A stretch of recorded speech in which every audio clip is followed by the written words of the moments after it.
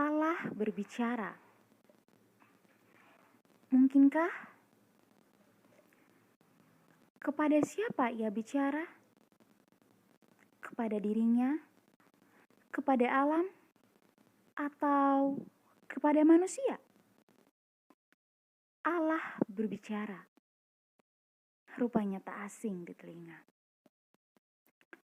Lantas, apa isi perkataan Allah? Kapan ia memperdengarkan suaranya? Dan bagaimana ia berbicara? Apa tujuan dari setiap perkataannya? Pernahkah Allah berhenti bicara? Apa jadinya bila demikian? Mari dengarkan. Kapan Allah berbicara? Allah berbicara pada permulaan segala sesuatu, dan Dia masih berbicara sampai saat ini. Alkitab menunjukkan bahwa Allah berbicara tidak hanya pada saat penciptaan, tetapi setelah peristiwa penciptaan, dan Allah bahkan berbicara sebelum memulai karya penciptaan, yakni dalam kekekalan. Di dalam kekekalan, Allah berbicara kepada dirinya tentang dirinya. Apa isi perkataan Allah? Allah berbicara artinya Allah memberi dirinya. Ia bukan sekedar mengatakan sesuatu. Perkataan Allah bukanlah kata-kata kosong, melainkan kata-kata Allah adalah firman, yakni kekuatan yang menghidupkan, kuasa yang menciptakan ketertiban dan keteraturan. Artinya, kata-kata yang diucapkan Allah bukan hanya sekedar sebuah bunyi, melainkan kemampuan untuk mengadakan sesuatu. Kata-kata Allah adalah kata-kata yang bertindak. Itulah Yesus Kristus. Ada seseorang yang berkata bahwa Allah bukan kata-kata yang kosong, melainkan kata-kata Allah selalu punya isi dan memberi isi pada kekosongan. Langit dan bumi yang semula diliputi kegelapan, diliputi kekacauan dan kekosongan, serta samudra raya bisa berubah menjadi bumi yang semarak. Ada darat yang dipenuhi dengan berbagai makhluk hidup, terik dan teratur disebabkan oleh sesuatu, yakni Allah berbicara. Kata-kata yang diucapkan Allah mengisi kekosongan bumi dengan pohon, binatang-binatang, benda-benda langit, dan juga manusia. Perkataan Allah memiliki daya yang mendatangkan ketertiban dan keteraturan. Isi dari kata-kata Allah adalah firman Yesus Kristus. Bagaimana Allah berbicara? Kata-kata Allah adalah konkret dan tertuju kepada setiap manusia satu demi satu. Allah berbicara kepada pribadi kita semua menurut caranya masing-masing. Allah memiliki berbagai cara untuk berbicara kepada kita. Di antaranya, Allah berbicara melalui utusan malaikat. Secara harfiah, kata malaikat berarti duta atau utusan. Tapi secara normal dipahami bahwa utusan semacam ini bukan manusia belaka, meski berpribadi. Malaikat adalah makhluk supranatural dengan suatu misi ilahi. Allah berbicara dengan manusia lewat mereka, meski mereka tidak selalu mengungkapkan identitasnya. Kisah Sodom dan Gomora sebagai bukti di mana perantara malaikat Allah berbicara kepada Lot dan keluarganya. Allah berbicara dengan suara yang dapat didengar. Dalam beberapa kesempatan, Allah berbicara dengan manusia lewat suara yang dapat didengar. Marilah kita lihat apa yang terjadi pada Paulus. Ketika Tuhan berbicara kepada Paulus dalam perjalanannya ke Damsyik, tiba-tiba cahaya memancar dari langit mengelilingi dia.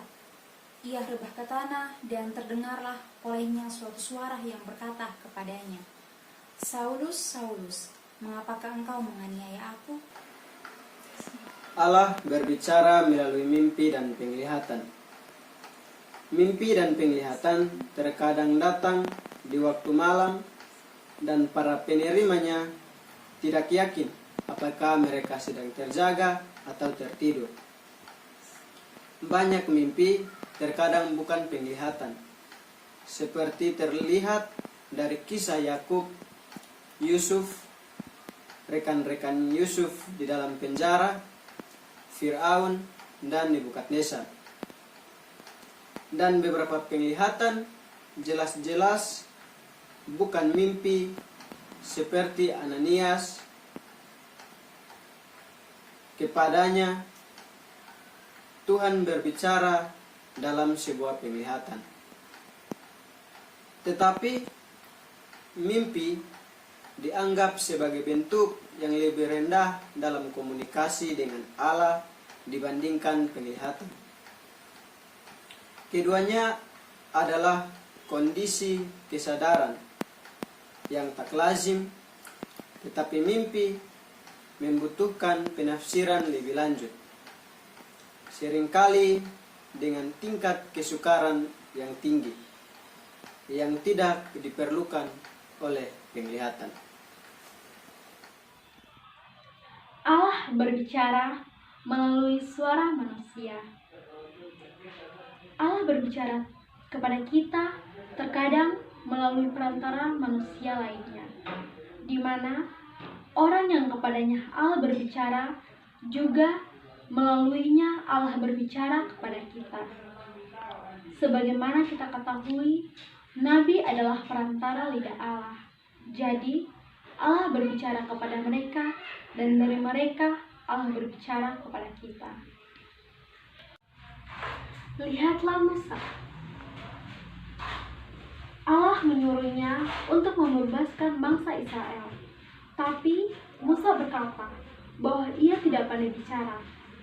Tetapi Allah tidak tinggal diam. Allah berkata kepada Musa bahwa ialah yang menciptakan lidah manusia. Oleh karena itu, ia pasti akan membantu Musa dan melaluinya ia akan membebaskan bangsa Israel dari perbudakan itu. Allah berbicara melalui roh manusia atau suara yang kecil lembut. Allah juga berbicara kepada manusia lewat roh kita sendiri, yakni pemikiran dan perasaan kita, sebagaimana peristiwa serta orang-orang di sekitar kita. Pemikiran dan perasaan adalah jalur paling umum dalam mendengar Allah bagi mereka yang hidup harmonis dengannya. Tujuan Allah berbicara. Allah berbicara untuk menyatakan kebenaran sehingga kehidupan baru bertumbuh, yang rusak diperbaiki, yang hancur dipulihkan, dan yang mati dibangkitkan. Saat Allah berbicara, akan ada perubahan. Ada jawaban untuk setiap masalah manusia satu persatu. Allah berbicara kepada manusia agar terciptanya hubungan yang akrab dan ramah. Kata-kata Allah adalah pengharapan bagi segenap ciptaannya. Mengapa Allah berdiam? Saat Allah membisu dan berdiam, hal itu hanya terjadi sesaat. Saat seperti itu, harusnya kita berpikir bahwa Allah bukan berdiam diri atau membisu. Dia memiliki waktunya sendiri. Setiap hal yang dilakukan Allah merupakan rancangan damai sejahtera. Dapat kita lihat dari kisah Yesus saat ia disalibkan, ia berkata, "Ya Bapa, mengapa engkau meninggalkan aku?" Saat itu Allah berdiam, namun bukan berarti dia tidak melakukan apa-apa, melainkan ia sedang merencanakan sebuah rencana yang indah. Ya, berbicara sehingga semua tercipta. Suaranya penuh kuasa, juga makna, dan mengisi kekosongan. Allah bicara melalui hal-hal yang tak terduga, melalui kicau burung yang merdu di pagi hari, semburat singgah yang menjujukkan hati, rembulan yang terangi kelamnya malam, juga bintang yang hiasi nabastala. Allah berbicara melalui lonceng gereja yang berbunyi, memanggil semua untuk menepi dan beribadah padanya. Wah, sungguh lembut suaranya. Mari datanglah. Jangan menunggu hingga suara itu meninggi, meneriaki melalui terik matahari yang menyayat kulit, curah hujan yang berlanjut banjir, letusan gunung berapi, wabah yang tak kunjung henti. Marilah, bawah dirimu, dengarkan suaranya. Karena sejatinya, suara Allah ialah untuk rekonsiliasi, manifestasi kasih. Ia memakai beragam sarana dan tidak pernah kehabisan cara. Itulah Allah, Allah kita yang berbicara. Maknai, pasang telingamu, siapkan ruang di hati, dengarkan suaranya